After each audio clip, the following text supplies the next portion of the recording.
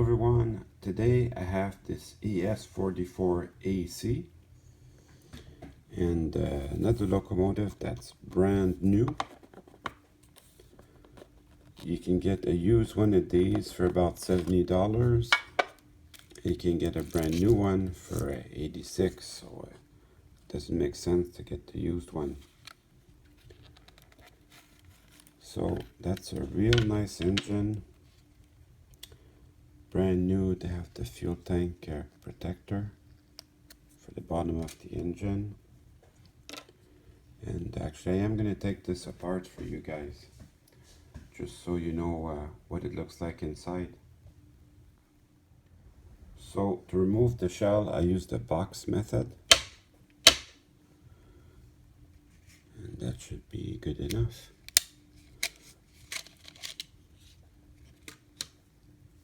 So this is what you get when you look inside this. As you can see, the frame detail hold the contact strips together. So you can remove the fuel tank, put that on the side, and we can remove also the circuit board. That's on there pretty tight, so you want to take your time when you get that done. Just lift back and up, and then we can do the two main screws, and that will release my trucks. If I don't release them all the way, I can just get in there and just work on my trucks. Spread the frame apart a little bit. Should give me just enough slack so that I can get in and just slide the trucks off. Never pull hard on these. There's two tiny little tabs here. This tab holds the truck into the frame, so if you pull too hard, you'll break them off, and then your truck just keeps falling off. So now I can get into the wheels to fix them if I want to. There's no need to do that because everything's new now. And that also released the two frame halves, so I can take them apart, show you what's inside.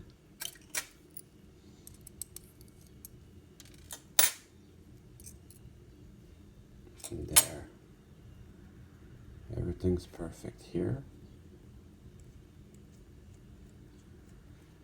So I can go ahead and put everything back together. So I can bring back my second frame half. They have the little tabs that hold the engine in the engine cradle, so you want to keep track of that.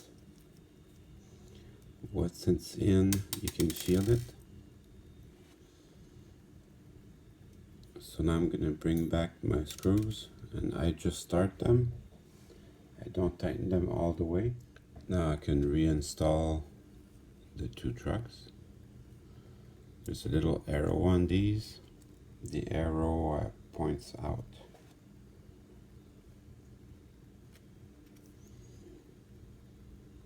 There's your arrow, and it points out. So there's enough slack in there. They'll fit right in there. Same for the front one. Look for your arrow, and then the arrow points out.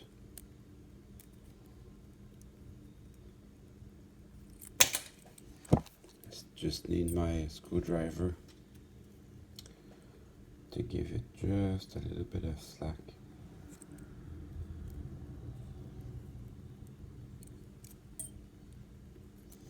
But yeah, this year everything went up. Stock market, real estate, baseball cards, all types of collectibles, including trains. but the new ones didn't go up in price. Same with, I went to the Chevy dealer yesterday. There's no cars in the showroom. That was a bit scary. I thought they were closed. But no, because of the chip situation, it's harder to get a new car. So that drives used car prices up quite a bit. So as I tighten these, I keep checking that my trucks are free. And I also make sure that my contact strips are lined up properly. Then I can bring the fuel tank back in. It does have a direction from where it goes. Basically, this bell here, little bell, goes towards the front. And that will also hold my contact strips down a little bit.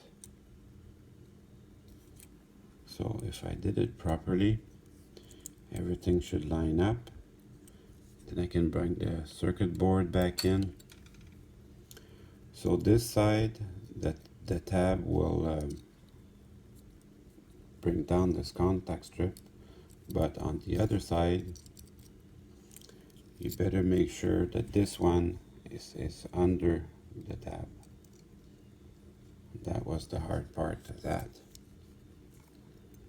And then I can push it back to where it was. And then when I'm happy with that, I can put the shell back on.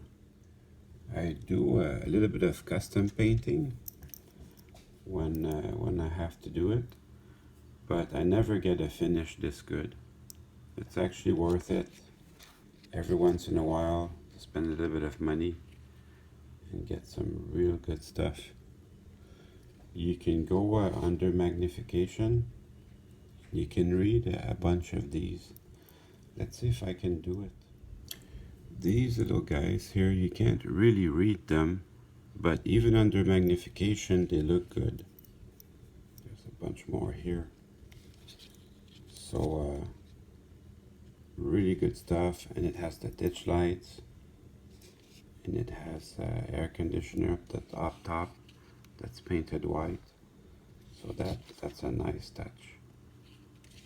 It's a real nice looking engine. So as you put your engine back with the drive system, you have to be mindful of these underframe details here.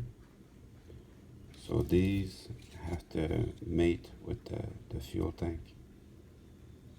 And they also hold your contact strips down.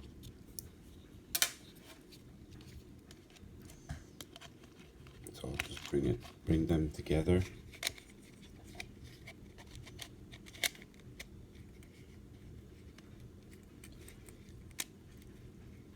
And then I just have to spread out the fuel tank just a tiny little bit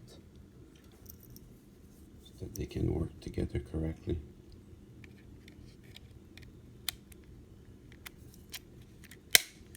So that's one side, and the same thing on this side.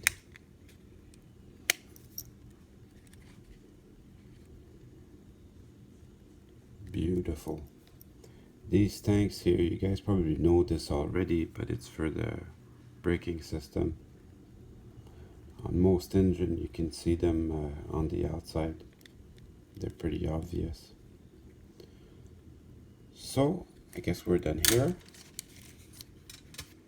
And now it's time to run some trains. Well, I hope you enjoyed the video. I certainly had fun making it for you.